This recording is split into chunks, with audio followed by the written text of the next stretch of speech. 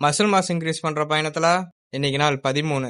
இந்த வாரம் சண்டேவும் நம்மளுக்கு ரெஸ்ட் டே கிடையாது. மண்டே ஒரு நாள் ஒர்க் அவுட்டை ஸ்கிப் பண்ணதுனால அந்த ஒர்க் அவுட்டை இப்ப பண்றோம்.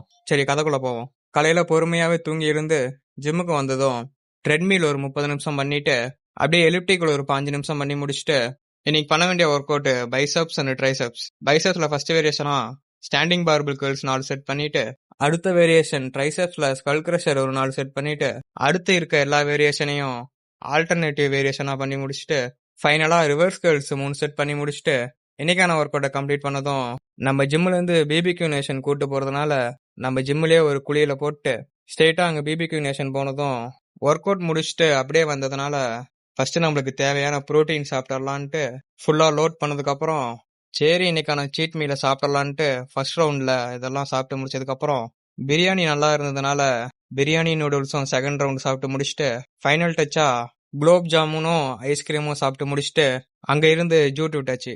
வீட்டுக்கு வந்துட்டு என்னோட வண்டியை வாட்டர் வாஷ் பண்ணி முடிச்சுட்டு ஈவினிங்கா ரிலையன்ஸ் மால் போலாமேன்ட்டு போறப்போ மலையில வேற மாட்டிக்கிட்டேன். மழை ஒரு வழியா நின்றதுக்கு அப்புறம் ரிலையன்ஸ் மால் போயிட்டு டெக்கத்லான்ல போயிட்டு மறுபடியும் கேட்டா இன்னைக்கும் முடிஞ்சு போயிடுச்சுட்டானுங்க. அட போங்கடா நீங்களும் இதுன்ட்டு அப்படியே ரிலையன்ஸ் மால் ஒரு ரவுண்ட் அடிச்சுட்டு வீட்டுக்கு வந்துட்டேன். அதோட இந்த வீடியோ முடிச்சுக்கிறேன். நன்றி.